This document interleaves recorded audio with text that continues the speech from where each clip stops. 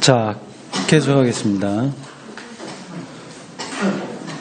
43쪽 중간 패러그래프입니다.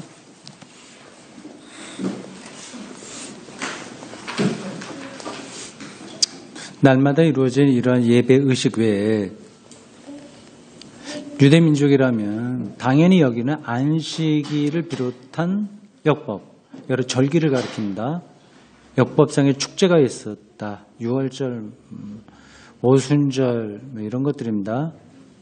그렇지만 예수의 지지자들은 처음부터 유대인의 축제를 모두 지키지 않았고, 특히 피의 제사 같은 거, 짐승을 잡아 피를 뿌리는 제사 이런 게 참여하지 않았고, 또 새로운 의식을 첨가하기도 했던 것으로 보인다. 새로운 의식이 성찬식 이런 거겠죠. 안식일 이렇게 조기롭게 이제 천천히 자리를 잡은 겁니다. 그 자리를 잡게 된 핵심적 동기는 예수 현현 경험이죠. 안식일 저녁이나 그 다음 날 아침에는 이제 토요일 저녁이죠. 안식일 저녁, 다음 날 아침, 이거 주일 아침이죠.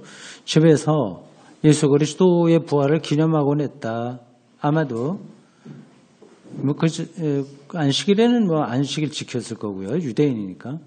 아마도 고린도전서 15장에 나와 있는 예수 현현 사건 목록, 개바에게 나타나고 야고보 등등 여러 사람들 목록 같은 것들의 기초를 두고 이러한 예식들이 이루어졌을 것이다. 그러한 것들을 쭉 읽는 거죠. 예식에서. 그리고 이것이 주일 예배의 기원이다. 6월 이제 주일 예배에 들었다고 해서 한꺼번에 다 그렇게 시작된 건 아닙니다. 천천히 이것도 자리를 잡게 되죠. 로마의 국교가 되면서 완벽하게 주일 예배가 자리를 잡습니다. 유월절과 같이 예루살렘의 수많은 순례자들이 모이는 절기에는 예루살렘의 형제들과 순례자로 수도에 온 형제들, 예루살렘을 이스라엘의 서울이라고 하는 거죠. 수도에 온 형제들을 주의 마지막 생애 기간 중 사건이 있었던 장소에 모이게 하고 그 순교 과정에 관해 이야기하는 등 보다 더 공개된 방식으로 예수의 순환을 기념했을 것이다. 예수의 순환이 예배의 중심을 자리하고 있습니다. 그 전승이 가장 확실하게 기독교에서 처음으로 자리를 잡았습니다. 그 다음에 다른 것들은 들어온 거예요. 예수님의 출생 이야기 이런 건 나중에 다 들어온 거예요. 나중에. 근데 예수님의 순환은 처음부터 거의 완벽한 그 형태를 이루고 있었습니다. 이것이 바로 네 복음서가 기록하고 있는 순환사의 기원이다. 순환사 보통은 이제 순환전승이라고 합니다. 순환전승. 네 복음서의 순환전승은 모두 동일한 원형으로 거슬러 올라가는데 이 원형은 비극적 십자가 사건이 있은 후 10년이 못 되는 시점에 완성된 형태를 갖게 되었을 것이다. 핵심은 그거예요. 예수가 우리 죄를 위하여서 십자가의 자리를 돌아가시고 그리고 땅에 묻히시고 다시 사셨다. 얘기입니다. 예수가 십자가에 함께 가셨던 제자들과 함께 가셨던 마지막 식사에 관한 이야기가 6월절 만찬이에요. 이 긴 서술에서 특별한 지위를 차지하고 있다는 사실은 이 예수의 순환 전승에 이 6월절 만찬 식사가 이제 크게 차지합니다. 이것은 일상적인 공동 식사보다 훨씬 엄숙한 기념 식사가 순환절 모임 가운데에 행해졌음을 시사한다. 훗날 성천식이라고 불리게 된 이 예식이 2세기와 3세기 사람들에 의해서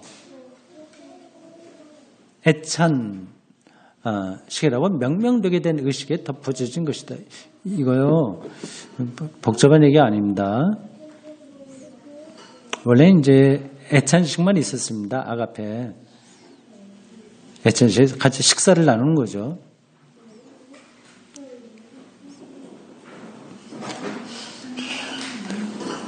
그리고 실제 성찬 예식이 따로 있었는데 이 문장은 그거하고 좀 다른 걸 얘기하는 것 같네요. 넘어가겠습니다. 공동체 지도자들의 활동이 운영, 훈련, 예식 등의 영역에만 국한된 것은 아니다. 지금의 개척교회를 생각하시면 됩니다. 한 20, 30명 모였다. 조금씩 더 늘어난다. 그러면 교회에서 어떤 교회를 운영하는 지침들이 필요하지 않습니까? 그리고 신자들 훈련 이런 것도 필요하잖아요. 그런 것들입니다. 그들의 임무는 개척교회를 생각해 보십시오. 초기 기독교회가 그런 상황이었습니다. 그들의 임무는 본질적으로 신도들에게 자신들의 주님을 빼앗아버린 비극적 사건의 의미를 부여하고 구원론적 의미죠. 십자가로 우리의 죄가 속량받았다고 하는 겁니다. 공동체의 삶과 형제 개개인의 삶에 긍정적 의미를 부여할 수 있도록 가르치는 데 있다. 구원받은 사람답게 사는 거죠. 교회가 왜 필요하냐 그런 것들을 교육해야죠. 예수의 역설적 운명을 설명하기 위해 역설적 운명이라고 하는 것은 하느님 나라를 선포했는데 오히려 그게 십자가 죽음으로 결과가 됐다고 하는 것은 역설적인 거죠. 그러기 위해서 구약 성서는 몇몇 열쇠를 제공했다. 의로운 자, 자기 예수님에 대한 해석의 근거를 구약 몇몇 구절에서 찾은 겁니다. 의로운 자, 야훼의 종이 받는 고난이 이사야서에 많이 나와요. 고난받는 종이죠. 에 관한 구절들이 그것들이다. 게다가 이러한 구절들은 대부분 하나님의 승리와 압제받는 불행한 자들의 새 삶을 얻는 것을 확인하는 것으로 마무리 지어졌다.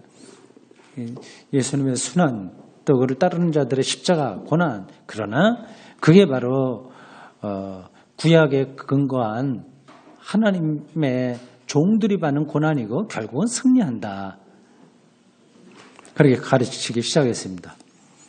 SNF파와 마찬가지로 처음 기독교인들은 이러한 구약의 텍스트를 그들의 눈앞에서 벌어진 사건과 예수 십자가죠. 그리고 자기들에게 임하는 어려움들이죠. 관계된 예언으로 간주했으며 무엇보다도 예수의 죽음과 부활 그리고 그 유용성을 선언하고 있는 것으로 보았다. 유용성이라고 하는 단어는 적합한 번역이 아니네요. 예수의 죽음과 부활이 유용하냐 말하면 그렇죠. 그것의 참된 의미 이렇게 생각하시면 됩니다. 예수의 죽음과 부활에 대한 참된 의미를 이제 구약 성경의 근거에서 해석한 겁니다. 하나님의 용서, 성령의 부으심, 그리고 형제들의 사랑과 관련된 다른 구절들도 처음 교회와 그 신도들에게 적용되었다. 이렇게 차츰차츰 교회의 모습, 교리 그런 것들이 자리를 잡게 되었습니다. 순식간에 뚝딱 하고 만들어진 건 하나도 없습니다. 쿰난 사람들, 쿰난 공동체예요. 이거하고 쿰난 공동체하고 SNF하고 아주 밀접합니다. 사람들이 이러한 구절들 속에서 자신들의 운명을 읽은 것과 마찬가지로 말이다.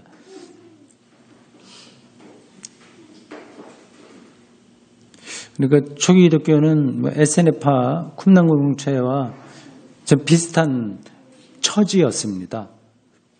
순환받는 공동체였죠. 영국의 학자 시리치 나드의 유명한 성서신학자입니다. 것처럼 처음 기독교인들이 구약 성서를 이러한 예언이 등장하는 40여 장으로 축소시켰다까지 생각해야 될 것인가. 시리치 나드가 그렇게 연구를 했나 보죠. 초기 기독교인들은 예수에 대한 예언이 나온 성경 구절들만 따로 모아서 한 40여 장으로 축소시켰다고 하는데 그게 아마 그게 하여튼 시리치 나드의 입장인데 그게 꼭 그런가 이 책을 쓴 트루크맨은 잠깐 의아하게 생각합니다. 어떤 학자들이 주장하되 처음 기독교인들에게 있어 성서는 예수와 그의 처음 제자들의 운명에 관한 예언이 담긴 몇몇 구절들로만 구성되었다고 생각해야 할 것인가? 꼭 그렇지는 않은 거다. 구약 성서를 전반적으로 받아들인 거 아닐까? 이 사람은 그렇게 생각합니다. 그러나 사람들이 성서 전체를 읽지는 않았을 것이고 구약 전체를 읽지는 않았을 것이고 주로 이제 읽은 성경들이 뭐 시편 뭐 이런 거 많죠. 시편, 이사야 그런 것도 신약 성경에 많이 인용되지요. 주로 그렇게 읽었습니다. 그 당시에는 구약 성경이 완성되지가 않았습니다. 유대인들에게도 구약 성경은 공식적으로 완성된 거는 기원 후 90년이에요. 얌리아 종교회의 때 결정되고 그 전에는 유대인들도 그러니까 유대교에서도 왜 이렇게 중요하다고 하는 거는 다 어느 정도 갖춰지긴 했으나 완벽하게 39권이 경전으로 자리를 잡지 못한 때입니다. 그러니 예수 집단 제자들은 더더구나 그 모든 것을 중요하게 생각하지는 않았을 거예요. 또 성서 각권들에 대해 인정하는 권위의 정도가 달랐으리라고 하는 사실은 의심의 여지가 없다. 초기 사도들이 베푼 가르침의 또 다른 원천, 앞에서는 구약 성서가 하나의 원천이고요. 또 다른 원천은 에스네파가 성서 구절들에 기초하여 수립한 메시아 칭호들로 이루어진 풍부한 보고였다. 보고, 풍부한 자료였다. 이렇게 생각하시면 됩니다. 에스네파도 좀 연구를 많이 해봐야 되겠네요. 그들의 구약 성서에 그쳐서 메시아 개념을 이렇게 심하고 확대한 것 같습니다. 그래서 그들에게 메시아 칭호가 여러 가지로 있는데 그걸 초기 기독교가 받아들인 거예요. 예를 들자면 정의의 스승, 말세의 메시아 중 하나에 적용되었던 것들이 예수에게 적용되었다. 메시아는 히브리 말인데 그걸 그리스어로 바꾸면 그리스도, 예언자와 관련하여 주, 거룩하고 정의로운 이 구세주, 왕자라고 하는 것도 받아들였나? 그건 아닌 것 같은데 왕이라고 하면 모르지만 왕자는 좀 이상하네요. 하여튼 넘어가겠습니다. 이 다양한 칭호들을 분류한다거나 그 속에서 어떤 교리를 찾으려 할 필요는 없다.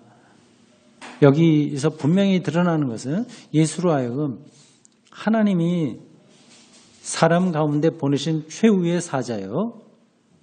전적인 구원과 완전한 계시를 가져온 분으로 만들려 했다는 사실이다. 그러니까 예수를 바로 메시아로 하나님의 유일한 아들로 만들려고 했다고 하는 사실이다. 이 표현이 좀 이상하죠. 만들려고 했다고 하니까 그렇게 이해했다는 겁니다. 그렇게 해석했다고 하는 겁니다. 그러면 아닌데 그렇게 착각할 수도 있겠네. 아마 비판하는 사람들은 그렇게 할 겁니다. 예루살렘의 처음 교회가 기독론을 만들어내고 기독론이요. 역사적 예수가 메시아라고 하는 것에 대한 이론, 그걸 기독론이라고 합니다. 그걸 만들어냈고 여러분들 이상하시죠? 뭐 원래부터 그런 건데 뭘 만들어내. 여러분 기독교는 다 거기에 참여했던 제자들에 의해서 생각되고 판단되고 평가되고 이렇게 이제 정리된 겁니다. 이상하게 생각할 필요 없어요. 그건 성령께서 그렇게 인도하셨다. 우리 그걸 보면 되는 겁니다. 만들어냈고 이 기독론을 그리고 이 기독론은 아직까지도 끝나지 않았습니다. 계속해서 많은 신학자들이 이 문제를 말하고 있습니다. 여러분들이 지금 약간 어리둥절할지도 모르겠네요. 기독론에 의해서 메시아 그리스도라고 하는 건 당연한 거고 옛날부터 확실한 건데 뭘 그걸 만들어냈다고 하는 표현, 이 표현은 조금 어색하긴 합니다. 만들어냈다 하여튼 뭐 대충 여러분들이 이해는 하실 거예요. 그런 거냐 생각할지 모르겠는데 그게 과정입니다. 하나님의 어떤 뜻이냐에 대한 사람들의 판단과 생각이 있는 거예요. 그 선지자들도 다 생각이 달랐습니다. 예레미야, 이사야 이 사람들도 그 유대인들에게 하나님의 뜻이 이거다고 하는 걸 얘기했어요. 그 사람들만 아니라 다른 예언자들도 수없이 얘기했습니다. 근데 그것이 맞는 거는 살아남은 거고 그렇지 않은 거는 이제 역사에 사라져 버렸어요. 근데 기독교가 말한 이 기독론이 잘못된 거라고 한다면 역사에서 사라지는 겁니다. 근데 지금까지 버텨냈어요. 그럼 이게 진리라고 하는 거죠. 그러나 이 기독론은 이제 끝난 문제가 아니라 여전히 종말을 향해서 열린 겁니다. 모든 가르침은 다 열려 있습니다. 이게 불안하게 생각할 필요 없어요. 이게 진리라고 한다면 그는 어떤 상황에서도 그는 살아남습니다. 그러니까 우리가 너무 고집 피우고 뭐 다른 사람들을 막 매도하고 그렇게 하지 않아도 됩니다. 기독론을 만들어냈고 이 기독론을 기초로 기독교 사상이 형성되었다고 해도 과장이 아니다. 마음 편하게 생각하십시오. 예수 그리스도를 초기 제자들이 이렇게 저렇게 여러 자료를 근거로 해서 구약 성경과 SNF파에서 말한 메시아 칭호 이런 것들을 근거로 해서 해석했구나. 근데 그게 맞는 이야기구나. 그러면 됩니다. 예, 그러한 해석들이 조금 시대가 지나면서 교부들에 의해서 더 체계화되고 그리고 헬라 철학의 도움을 받아서 더 관념적인 풍부한 형이상학적 체계를 갖게 됩니다. 신도들을 향한 처음 교회 지도자들의 가르침은 폭넓은 도덕적 교훈도 포함하고 있다. 뭐 어떻게 살아야 된다, 이건 먹어야 되고 어떻고 뭐 그런 것들 있지 않습니까? 도덕적 교훈이요. 모두 유대인들에게 그러했듯 이들에게도 이 점에서 본질적인 기준은 모세의 율법이었다. 그러나 하나님을 향한 사랑 그리고 이웃을 향한 사랑이라는 두 개의 사랑의 계명을 부각시키고 계명, 특히 10계명의 이면에 있는 하나님의 끝없는 요구를 추구하고 그 10계명을 넘어서는 거죠. 아직 부족적 의식을 벗어나지 못한 부족적, 우리들끼리 집단끼리 우리 유대인들만 이게 이제 부족적 의식이에요. 여기서 벗어나지 못한 이웃 개념을 보편화시키는 등 그걸 넓게 확장시키는 거. 이들에게 있어 율법은 예수의 해석에 따른 율법이었다. 그러니까 너희 조상들은 이렇게 말하지만 나는 이렇게 말한다. 그게 마태복음에도 나오죠. 산상수훈에 나온 얘기입니다. 이렇게 이해된 율법은 사회생활을 규제하는 규칙이 아니라 어떤 규칙이 아니라 개인의 양심을 향한 부름이 되었다. 생존 시 이미 암기되었던 예수님 생존, 스승의 가르침은 세심하게 보존되고 새 신자들에게 전달되어 이러한 전환을 확실한 것으로 만들었다. 유대의 부족적인 차원에서 세계 보편적인 도덕성으로 나가게 되죠. 그리고 하나의 규칙에 머물지 않고 양심을 두드리는 가르침으로 나가게 됐습니다. 초기에는 전적으로 구두로만 정해지던 입으로만 전해지던 전승이 그걸 구전이라고 합니다. 구전. 모든 건 다 구전이었어요. 예수가 어떻게 말씀하셨다 하는 것도 다 구전입니다. 그 옆에서 누가 받아 쓴 게 아니고 녹음한 것도 아닙니다. 구전 전승의 차츰 모습을 갖추고 문서의 형태를 지니게 되었다. 이 전승이라고 하는 거 조금 더 생각해 두십시오. 전해지는 승계되는 이야기입니다. 전승은 율법의 의미에 관한 예수의 말씀 외에도 스승이 다양한 상대와 벌였던 논쟁이나 바리새인들과의 논쟁, 서기관들과의 논쟁 이런 것들, 종말과 하나님 나라 또는 예수와 아버지와의 관계 등에 관한 다양한 스승의 말씀에 관한 이야기, 그리고 이 가르침을 예증하기 위한 비유 등을 포함하고 있다. 하나님 나라 비유 많죠? 이 전승에 우리가 앞으로 보게 될 여러 요소들이 보충되면서 정경으로서의 처음 새 복음서가 기초를 형성하게 된다. 정경. 교회가 이건 하나님의 말씀이야 그렇게 인정하는 것을 정경이라고 합니다. 기준으로 삼는 성경이죠. 처음 새 복음서가 기초를 형성하게 되었다. 이 새 복음서가 뭘까요? 네, 공간복음입니다. 마태, 마가, 누가 공간복음입니다.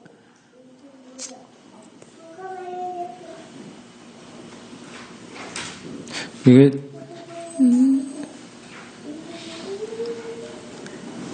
복음서가 역사적으로 나오게 된 건 70년 이후인데 그 전에 여러 전승들이 있었던 거죠. 이렇게 조직되고 교육된 공동체는 초기독교예요. 조직되고 교육된 공동체. 이거 참 중요한 거네요. 조직이 꼭 필요합니다. 대구 샘터교회도 거의 우린 조직 없이 진행이 되는데 금년부터 이거 뭐 조직이라고 할 수는 건 없으나 호칭 제도나 장로는 권사 일종의 그런 거예요. 근데 이게 우리가 아직까지 교회가 작기 때문에 뭐 많은 조직이 필요 없긴 해요. 주일학교도 있긴 있습니다. 그래 조직은 필요합니다. 체계를 잡을 필요가 있죠. 그리고 교육도 필요하죠. 우리도 교육이 참 없죠. 예배 공동체로서의 정체성을 유지하긴 하는데 여기 교인으로서 어떤 입장과 어떻게 관계를 맺고 해야 되냐는 교육 이게 전혀 없습니다. 자발적으로 알아서 여기 참여하게 하는 건데 이게 가장 바람직하긴 하지만 한계가 있습니다. 이게 이제 아주 소수 집단일 때는 이게 가능하나 조금 더 신자들이 늘어나게 되면 체계적인 교육이 필요하겠죠. 그래서 세상으로부터 뭐 떨어져 있지 않았다. 도시, 그것도 순리진, 성지 안에 살기를 선택했다는 것은 곧 자신들을 둘러싸고 있는 사회와의 빈번한 접촉을 선택했다는 것이다. 이러한 접촉은 주로 복음 전파를 위한 노력이라고 하는 형태로 나타났다. 복음 전파는 이 집단의 그리고 무엇보다도 그 지도자들의 특성이었다. 정기적으로 성전에 드나들고 예루살렘 성전에요. 기회가 생기는 대로 무리에게 선교함으로써 복음 전파. 초기 기독교인들은 많은 새로운 가담자들을 만들어냈다. 물론 반대자들을 만들어내기도 했다. 사도행전 3에서 5장에 이에 관해서 전설적으로 채색된 그 본질적 내용에 있어서는 사실을 매우 충실히 반영하는 그림을 보여주고 있다. 앞에서 얘기한 겁니다. 전설적인 색깔로 나오긴 하나 그러나 어떤 사실을 아주 충실하게 반영하고 있어요. 이 두 가지를 구분하면서 봐야죠. 사도행전에 언급하고 있는 엄청난 숫자 뭐 5,000명? 베드로가 뭐 전도할 때인가요? 5,000명이 뭐 들어왔다 뭐 이런 것들이 이건 과장이죠. 엄청난 숫자는 그때 때로 받아들일 수 없다고 하더라도 갈릴리로부터 수십 명의 사람들이 짧은 시간에 같은 지역 출신 여러 명을 자신들 편으로 끌어들인 것은 사실인 것 같다. 갈릴리 출신들이 주고 예루살렘에서 또 가담되고 했는데 갈릴리아의 중심 멤버들이 베드로를 비롯해서 다 제자들이 갈릴리 출신들입니다. 그러니까 자기 고향에서 온 선교 순례자들 이들을 이제 자기네 공동체 끌어들인 거죠. 우리 교회들 뭐 그런 일들 많이 있습니다. 우리 교회 나오고 그래서 자기 뭐 선배나 후배나 가족을 데리고 나오지 않습니까? 그 비슷한 얘기예요. 특별히 수많은 순례자들이 모여드는 봄과 가을의 축제는 봄과 가을의 축제, 봄의 축제는 뭐죠? 6월절. 가을 축제는 초막절 이런 겁니다. 머지않아 예수의 재림과 함께 하나님 나라가 시작되리라는 복음을 전하기에 좋은 기회였다. 저기 이렇게 예루살렘에서 활동했던 사람들의 그 영혼에 어떤 게 불타고 있었던 것 같습니다. 순례자들은 유대 팔레스타인뿐만 아니라 디아스포라로부터 오기도 했다. 따라서 복음이 널리 전파될 수 있었고 그 디아스포라들은 왔다가 그걸 듣고 이게 맞아 생각하면 자기 다시 돌아가요. 가서 거기서 이제 복음을 전파하니까 퍼지는 기회가 된 거죠. 예루살렘의 설교자들이 여행을 하지 않고도 이러한 방법으로 다마색, 요파, 룻다 등지에 공동체들이 생겨날 수 있었으리라 짐작할 수 있다.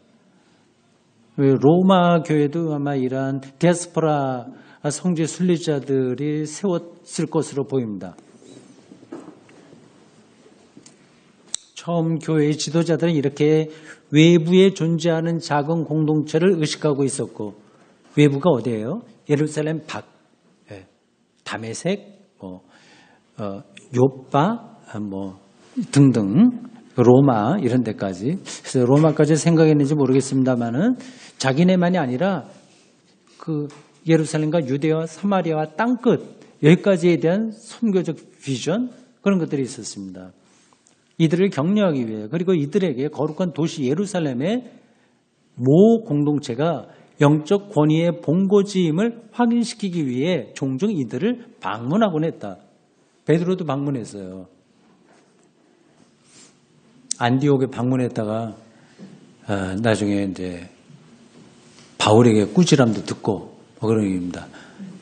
베드로의 입장이 참 애매합니다. 수장이기도 하나 나중에 밀려나요. 오늘 이 책 뒤에 보면 그렇습니다.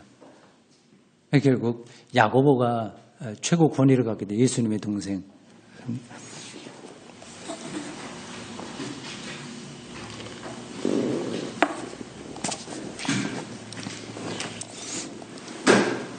지금 이야기가 전달되죠? 아니면 그거 내가 혼자 집에서도 읽으면 다 알 수 있는 거예요. 똑같은 얘기 또 반복해. 그런 생각이 드시나요? 아니면 적절하게 지금 강독을 잘하고 있어 그렇게 생각하시나요?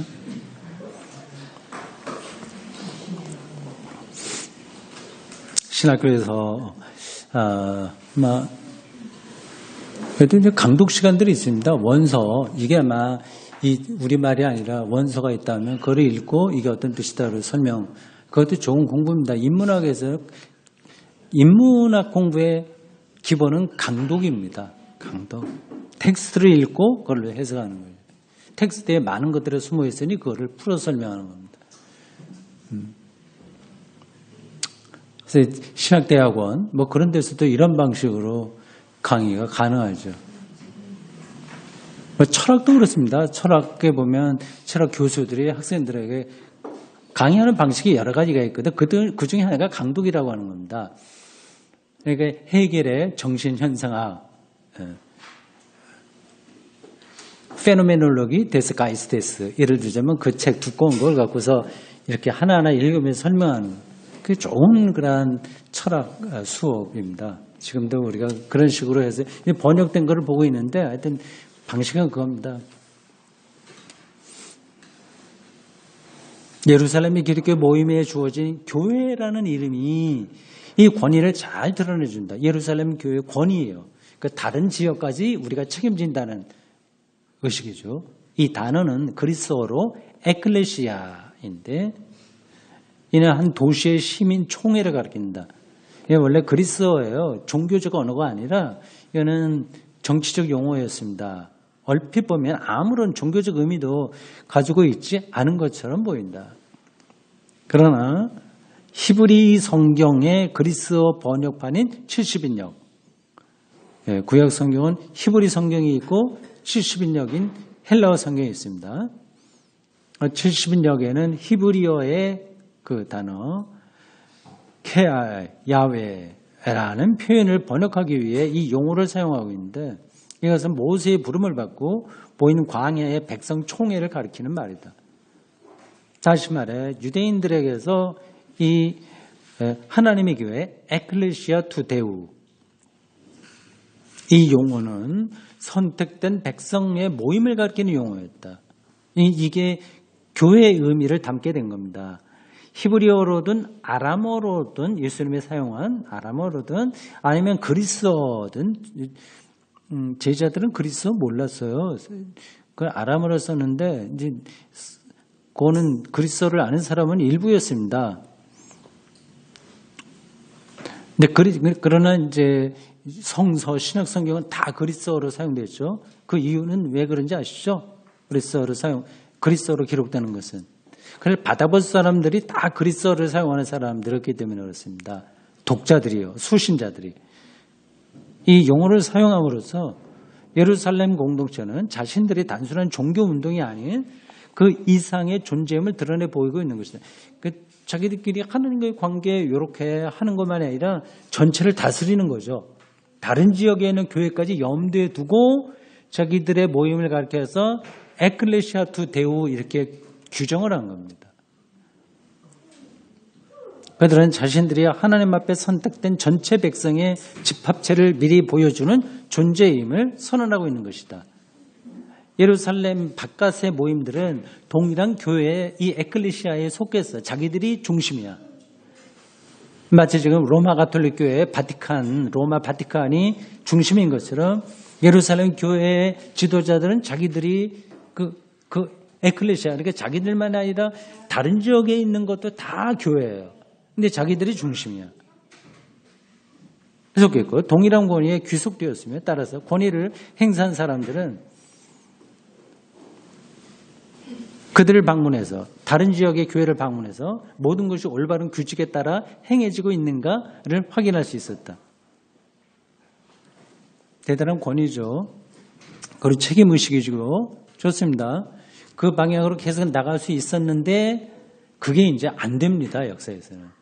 예루살렘이 장자교회의 중심으로서의 권위를 다 잃어버리게 됩니다. 그리고 권위는 다른 쪽으로 가버리게 되죠. 이방인 기독교로 가게 됩니다.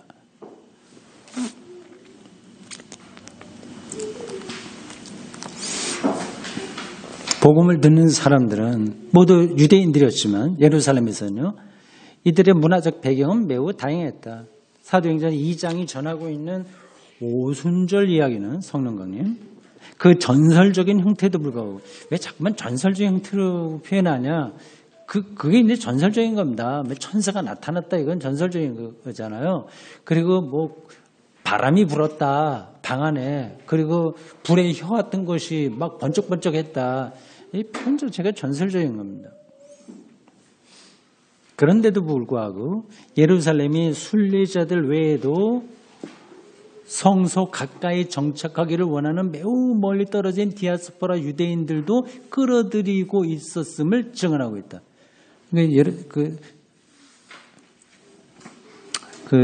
성령 임재, 성령 강림 그 사건이 온 세계 사람들을 다 포함한다는 겁니다.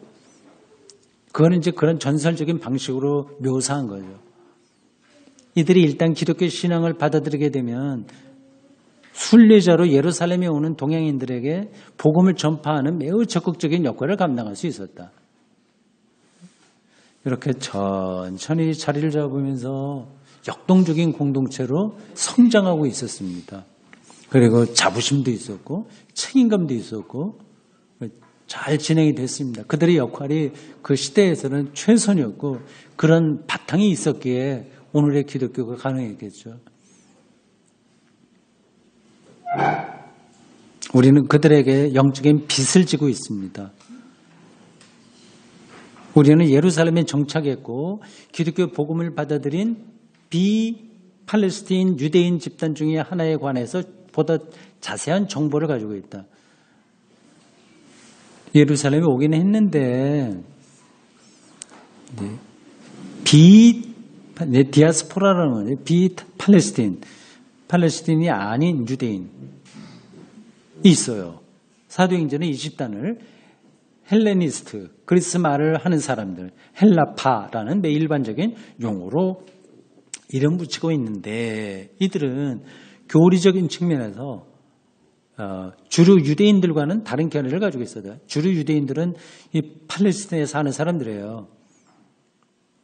이 집단들, 헬라 말을 쓰는, 그리스 말을 쓰는 사람들, 유대인이에요. 이 집단은 사도행전 6장 서두에 다소 축소된 이야기 속에 등장한다. 이 집단은 12사도의 승인을 얻어 그리스어 이름을 가진 7명의 지도자를 선출한다.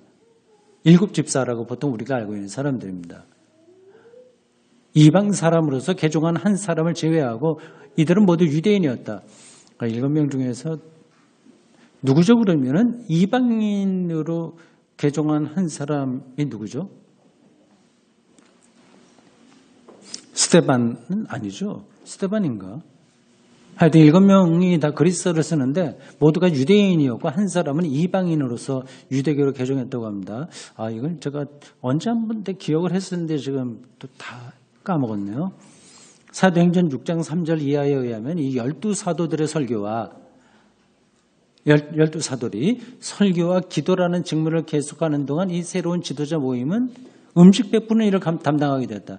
그 과부들을 이제 구제하는 일로 인해서 막 문제가 많아지니까 사도들이 이거 우리는 기도하고 설교하는데 전념할 테니 이런 일을 대신 맡을 사람을 뽑아라. 그래서 7집사가 나왔다는 거 아닙니까?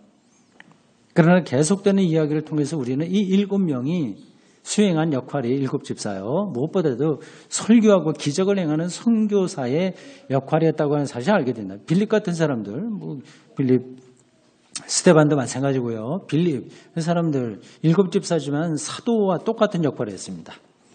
따라서 우리는 사도행전에 언급하고 있는 12사도와 일곱 지도자 사이의 합의 내용이 현실과는, 그러니까 사도들은 설교하고 기도하는 일만, 집사들은 구제하고 봉사하는 일만, 이런 거하고는 다르다. 그거 아니다. 그죠?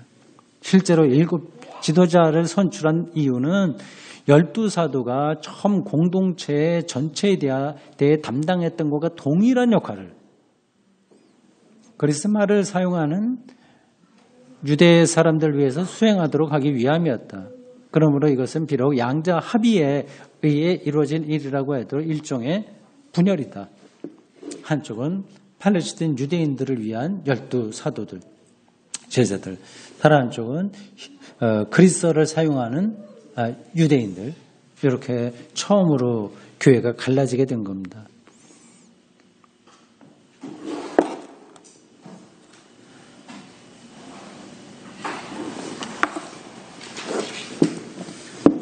거기에 이르기까지는 언어의 차이와 히브리 헬라어, 히브리어가 아니라 아람어죠. 히브리어는 그때 사람들이 사용하지 않았습니다. 과부들을 구제하는 일로 인한 충돌 외에도 무언가가 더 있었을 것이다. 교리상의 문제나 주변 사회에 관한 태도에 있어 견해를 달리하는 일은 없었을 것인가. 지금도 교회마다, 교회 지도자마다 입장이 다르잖아요. 북한에 대한 입장도 다르고, 동성애자에 대한 입장도 다르고, 그리고 하나님 나라에 대한 가르침도 다르고, 그런 것처럼 헬라파와 히브리파, 팔레스틴파 사이에 차이가 있지 않았겠냐 하는 질문입니다. 성전에 대하여 그리스 말을 사용하는 자들의 주 대변인이었던 스데반의 공격성, 스데반이 성전을 공격했잖아요. 순교하는 장면 기억하시죠? 아주 날카롭게 공격했는데 이게 이제 팔레스틴 지도자들에게는 껄끄러운 겁니다. 그들은 성전하고 좀 그런 대로 원만하게 지내려고 했어요. 이런 공격성, 스데반의 공격성, 성전에 대한 공격성은 공동체를 이끌고 성전에 기도하러 가는 12사도들의 태도와는 완전히 다르다. 처음 교회의 대다수는 희생제사, 피를 뿌리는 희생제사에 참석하지는 않더라도 성전 권력자들에 대하여 어느 정도 타협적인 입장을 견지하고 있었다. 그런데 스데반과 그의 추종자들은 그 권력자들을 틀림없이 우상 숭배자로 간주하고 대적하려고 했을 것이다. 그렇게 추정이 된다는 겁니다. 틀린 얘기는 아닐 거예요. 지금도 서로 입장이 많이 다르잖아요. 스데반을 중심으로 한 사람들은 그 성전과 좀 어느 정도 잘 원만하게 지내려고 하는 그 팔레스틴 지도자들을 비판한 거죠. 처음 교회가 세워지는 얼마 지나지 않아 일곱 지도자가 독자적으로 행동할 수 있게 되었고 그 후 얼마 지나지 않아 갈등이 표출되었다. 근데 그런 것들이 갈등으로 성경에는 묘사되지 않았습니다. 다시 말해 1, 2년이 못 되어 그리스 말을 하는 자들의 지나친 언사로 과격했던가 봐요. 처음 기독교인들의 안전이 위협을 받게 됐다. 안전이 뭐예요? 성전 지도자들이 곁에 있어야 안전한 거예요. 만약 성전 지도자들, 유대교죠, 그거는. 유대교의 고위 권력자들하고 갈등을 빚게 되면 이 안전성이 담보가 되지 않습니다. 그러니까 참 그 사람들, 예루살렘의 주류 말하자면요. 팔레스틴 유대인들이 중심으로 한 베드로도 그렇고 예수님의 동생 야고보도 그렇습니다. 그런 사람들 입장이 조금 애매했을 겁니다. 이거는 같은 형제인 헬라 말을 쓰는 일곱 집사를 중심으로 한 사람들을 우리 형제인데 무시할 수는 없고, 그리고 이들이 너무 성전에 대해서 공격적이니까, 비판적이니까 이걸 어떻게 처리를 하나 고민이 많았을 겁니다. 유대 권력자들이 악착스러운 그러나 타협적인 12사도와 이들보다 한층 혼란을 야기시키는 7집도자의 추종자들을 구별하긴 했지만, 그러니까 7집사의 아주 공격적인 그 사람들하고 나머지 이 주류 이 사람들을 구분하긴 했지만, 그래서 7집사에 대해서는 더 유대교 권력자들이 좀 박해를 가하고 12사도를 중심으로 한 이 주류하고는 뭐 그래도 그런 어느 정도 관계를 맺으려고 했는데, 결국 스데반의 박해 사건, 순교당하죠. 이것은 유대 권력자들과의 사이에 위기를 가져왔다. 이들 7집사의 추종자들은 수도 산헤드린의 권위를 피해, 예루살렘에 있는 산헤드린은 최고 법정이니까 70여 명으로 90여 명인가 된 최고 법정입니다.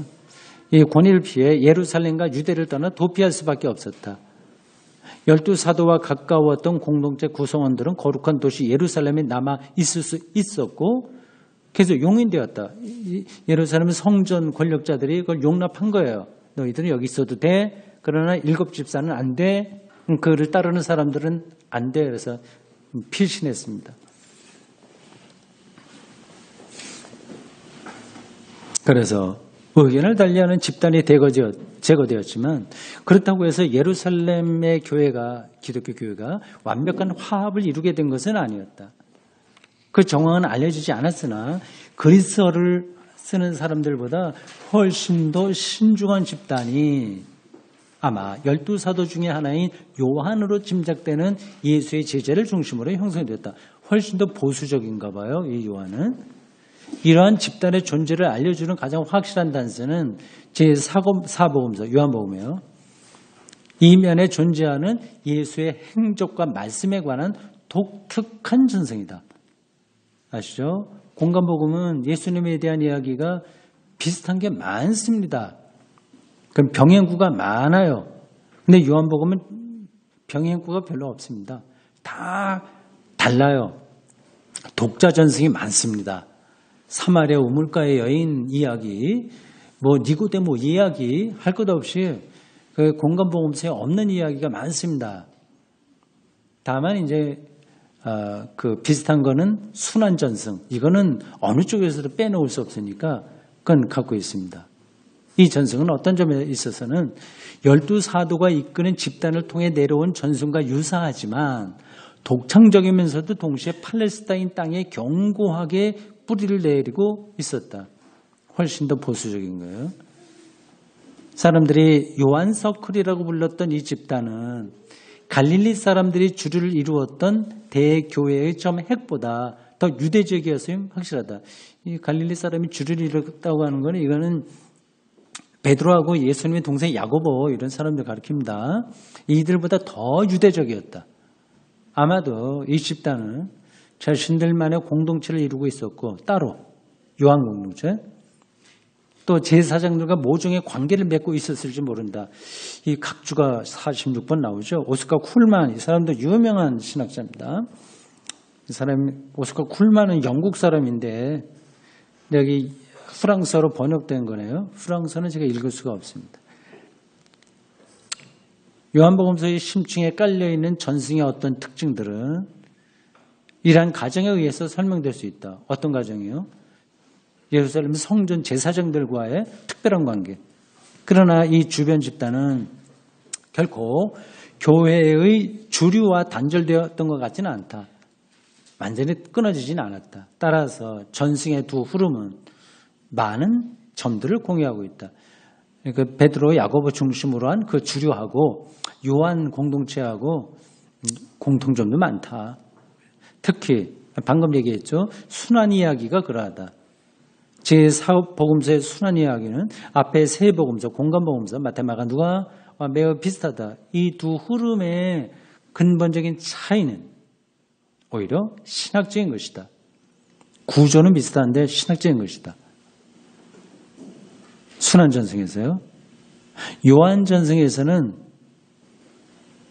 예수라고 하는 인물에 대한 집중도가 한층 강하다. 이러한 경향은 복음서가 기록되면서 더욱 강조된다. 그렇습니다. 요한복음에는 그런 특징이 많이 나타나요. 예수에 대한 여러 가지 독특한 고백들이 많이 나타납니다. 나는 길이요 진리요 생명이니 나로 말미암아 자꾸 아버지께로 올 자가 없나니라. 그런 것들이 다 요한복음에만 있습니다.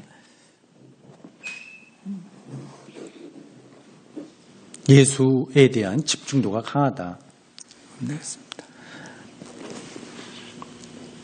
네, 5분만 하면 끝나겠습니다. 조금만 기다리세요. 힘드시죠?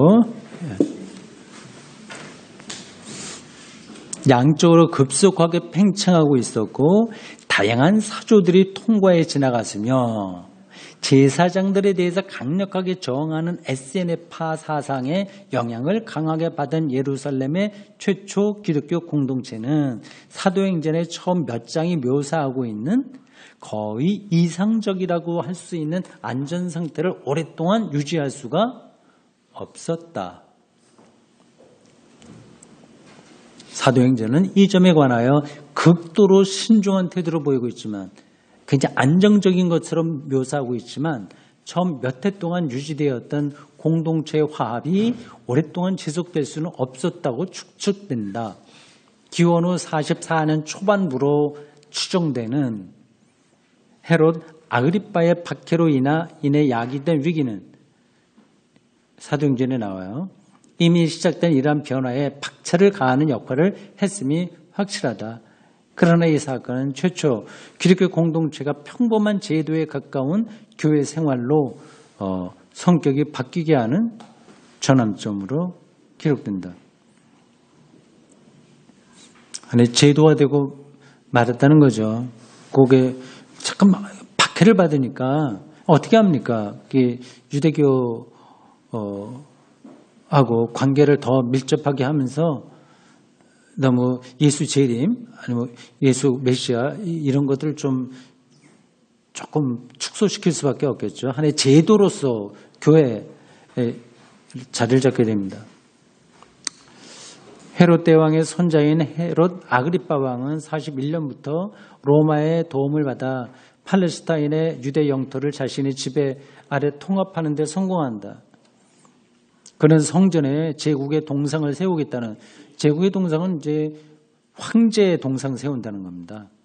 위협으로부터 벗어나도록 하는데 기여했다는 이유로 자신에 대해 고마워하는 제사장 계급을 지지 기반으로 삼고 있다. 그러니까 그 동상, 황제 동상을 예루살렘 성전 앞에다 세우면 어떻게 되겠습니까? 아니면 길거리에다 세우면 어떻게 되겠어요? 그거를 막아준 거예요, 이 사람이. 그러니까 제사장들이 좋아한 거죠. 그가 12사도 중에 하나이며 요한의 형제인 야곱의 목을 치게 한 것도 이들이 이들은 제사장들입니다.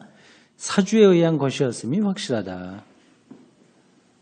그 처형의 직접적인 원인은 알 수 없지만 말이다. 사람들이 이 처형에 기뻐하자고 사도행전에 나오는 이야기들입니다. 헤롯 아그리빠는 44년 무교절 직전에 베드로를 체포하고 명절이 지난 후 재판을 하도록 준비한다.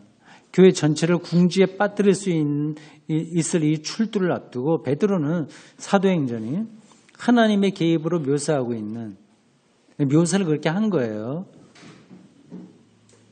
아시겠죠? 아까 예를 든 대구 샘터교회가 진량에 있다가 이쪽으로 오게 됐다. 10년 전에. 그를 제가 하나님이 나에게 그런 뜻으로 주신 것으로 내가 이해했다. 하나님의 개입이라고 표현할 수 있는 거죠. 이게 초기독교에도 그런 겁니다. 하나님의 개입으로 내가 누구를 만나서 결혼했다. 이것도 뭐 상투적으로 표현하면 성령께서 우리 인도하셨다 말할 수 있는 거 아니겠어요? 이제 어느 정도여야 되는데 모든 것을 그렇게 뜰뜰을 맞추는 것도 조금 그렇죠. 베드로는 사도행전에 하나님의 개입으로 묘사하고 있는 이런 기이한 상황 속에서 탈주하게 된다. 사도행전에 나오는 이야기예요. 그에게 남은 일은 왕의 경비병을 피해 도망치는 일밖에 없었다. 베드로는 몇몇 형제들에게 그 사역이 앞부분에 아주 드라마틱하게 많이 나오죠. 감옥에 갇히기도 하고요. 뭐 감옥에서 찬송도 불렀다 그런 얘기도 하고요. 베드로는 몇몇 형제들에게 이 일을 주의 형제 야고보에게 알리라고 말하고 지체하지 않고 도망한다. 베드로는 자신의 목숨을 구했으나 권위까지 함께 구할 수는 없었다. 도망갔으니까. 아예 그 자리에서 순교당했으면 또 존경을 받았을 텐데, 그래서 야고보에게 어떤 리더십이 넘어가게 됩니다. 극도로 삼가하는 사도행전 기자의 태도에도 불구하고 그런 거를 사도행전 기자는 굉장히 조심스럽게 표현합니다. 노골적으로 안 해요. 그 후에 베드로가 예루살렘 교회에서 최고의 권위를 행사할 수 없었다고 하는 사실은 분명하다. 이건 여러 군데서 나타나요. 베드로는 다만 비유대인 선교로 인해서 야기된 문제들을 다루기 위한 모임에서 이방인에 대한 선교사 자격으로 등장할 뿐이다. 근본적 문제에 관한 토론에서 예루살렘의 형제들은 그의 발언에 더 이상 결론으로서의 비중을 부여하지 않는다. 거의 신적 권위를 부여받은 영적인 수장에서 베드로가요, 순의 선교자의 위치로 추락한 것이다. 대신 누가 올라설까요? 야고보가 올라서죠. 그 이야기는 다음 때에 하겠습니다. 네, 수고했습니다. 마치겠습니다.